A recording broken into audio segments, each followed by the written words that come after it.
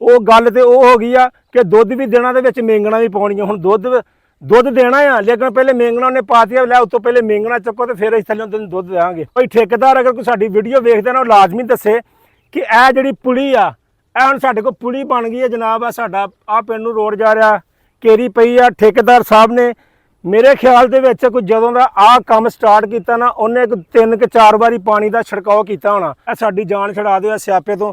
ਇਹ ਹੁਣ ਜੇ ਖੂਹ ਸਾਡੇ ਵਾਸਤੇ ਕੱਢ ਦਿੱਤਾ, ਇਹਨਾਂ ਨੂੰ ਪੂਰ ਦਿਓ ਹੈ। ਇਹ ਹੁਣ ਖੂਹ ਦੇ ਖੂਹ ਹੀ ਬਣ ਗਏ ਆ। ਅੱਲਾ ਜਾਣੇ ਹੁਣ ਕਿੰਨੇ ਦਿਨ ਇੱਥੇ ਪਾਣੀ ਛੱਡੀ ਰੱਖਣਾ, ਇਹਨੂੰ ਕੀ ਕਰਨਾ, ਕੀ ਹਿਸਾਬ ਕਿਤਾਬ। 15 ਦਿਨ ਤੇ ਹੋ ਗਏ ਇਹਦੇ ਥੱਲੇ ਇਦਾਂ ਪਾਣੀ ਤੇ ਆ ਇਹ ਉਹ ਫਲਾਣ ਟਮਕਾਣ ਹੁੰਦੇ ਆ। अस्सलाम वालेकुम मैडम जी, सलाम वालेकुम तलाल साहब की हाल चाल जे। तो नाल ही साडे बदर साहब नूं साडे वल्लों सलाम जनाब। वेलकम हो गया जी लियाकत दे विच, लियाकत दी वीडियो दे विच। ਇਹ जनाब तुसीं साडे उत्ते एक बड़ी मेहरबानी कीती है। इन्ना क साडे ते एहसान करदा तुहाडा शुक्रिया अदा करन लगे आ। ते असीं कहा जरा सारिआं नूं रला मिला के शुक्रिया अदा कर दईए ताकि कोई ये ना कहे साडा शुक्रिया नहीं अदा कीता। सब तो पहले तो शुक्रिया अदा करन तो पहले थोड़ी जी साडी अर्ज सुन लो जनाब। अर्ज ये आ कि साडे पिंड दा जिहड़ा वंगियां वाला 105 तक वंगियां दा रोड कारपेट रोड बन रहा सी। सब तो पहले तो सब तो वड्डी मुसीबत ये सीगी कि जिहड़ा ठेकेदार माशाअल्लाह इत्थे लाया सीगा, ਉਹਦਾ ਜ਼ੇਨ ਸੀਗਾ कि मैं इत्थों ना करप्शन कर ਲਾਂ जिन्नी कि मेरे को ਹੁੰਦੀ ਆ।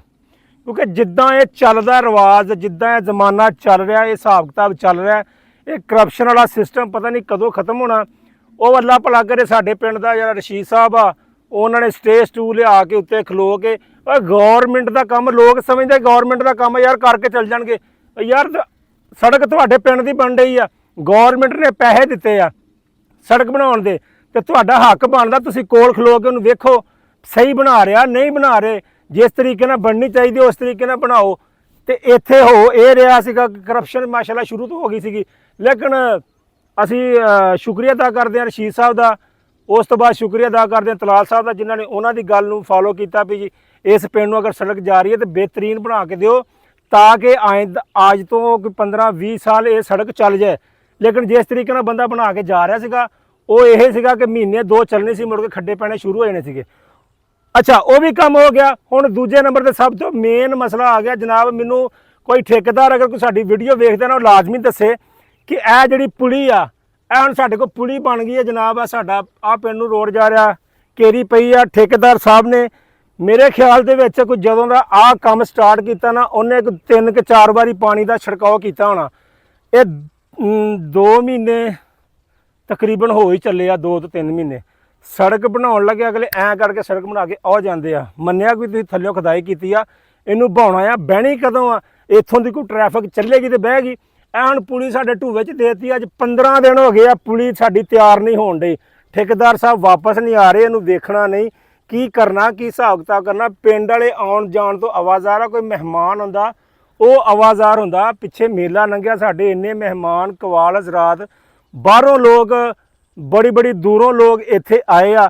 लेकिन जदों आउंदे सी इधरों आया नूं आउंदे सीगे, इत्थे आके बेचारे मुड़ जांदे सीगे। अल्लाह भला करे जिन्हां ने उत्थों दी अपनी पैली दे विचों राह दित्ता, इत्थों चढ़दे बड़े औखे आ मोटरसाइकिल वाले।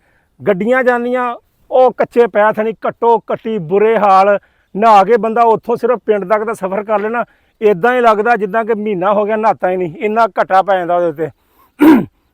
ਤੇ ਜਨਾਬ ਸਾਡੀ ਗੁਜ਼ਾਰਿਸ਼ ਆ ਤੁਹਾਡੇ ਅੱਗੇ, ਮਰੀਮ ਸਾਹਿਬਾ, ਤਲਾਲ ਸਾਹਿਬ, ਬਦਰ ਸਾਹਿਬ, ਕਿ ਠੇਕੇਦਾਰ ਨੂੰ ਥੋੜੀ ਜਿਹੀ ਹਦਾਇਤ ਦੇ ਦਿਓ ਕਿ ਇਹ ਕੰਮ ਮੁਕਾਵੇ ਤੇ ਸਾਡੀ ਇੱਥੋਂ ਜਾਨ ਛਡਾਵੇ।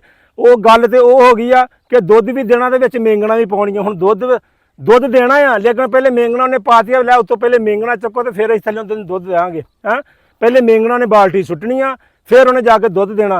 साडे नाल ते वो हिसाब होण दिया कि मेंगना कड्डो फिर दुध पीओ। हुण साडे वास्ते मेंगना ही आ।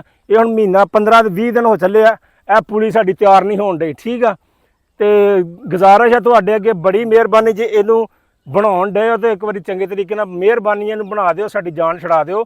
असीं हुण इत्थों आवाज़ार हो गए आ, पिंड वाले सारे आवाज़ार, क्योंकि आना जाना बहुत औखा आ।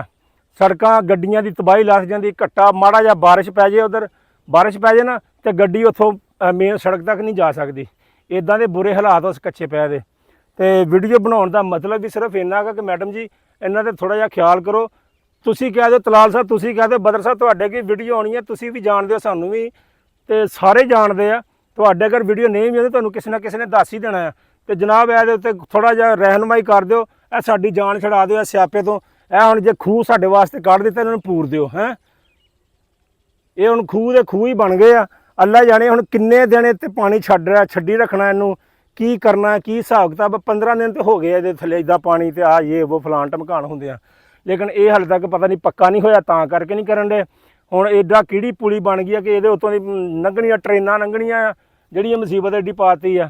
ਚਲੋ ਬਾਕੀ ਮੈਂ ਤੇ ਇਹਨਾਂ ਨਹੀਂ ਨੌਲੇਜ ਰੱਖਦਾ ਕਿ ਪੁਲੀਆਂ ਕਿੰਨੀ ਦੇਰ 'ਚ ਤਿਆਰ ਹੁੰਦੀਆਂ, ਲੇਕਿਨ ਵੇਖਿਆ ਆ ਕਿ ਅਕਸਰ ਇਦਾਂ ਪੁਲੀਆਂ ਬੰਦੇ ਨੇ ਕੰਮ ਚੰਗਾ ਕੀਤਾ ਨਾ, ਪੁਲੀ ਜਦੋਂ ਮਰਜ਼ੀ ਤੁਸੀਂ ਤਿਆਰ ਕਰ ਲਓ, ਜਦੋਂ ਆਹੋ ਕਰਨਾ ਹੋਵੇ ਨਾ ਤੇ ਫਿਰ ਉਹ ਛੇਤੀ ਤਿਆਰ ਨਹੀਂ ਹੁੰਦੀਆਂ।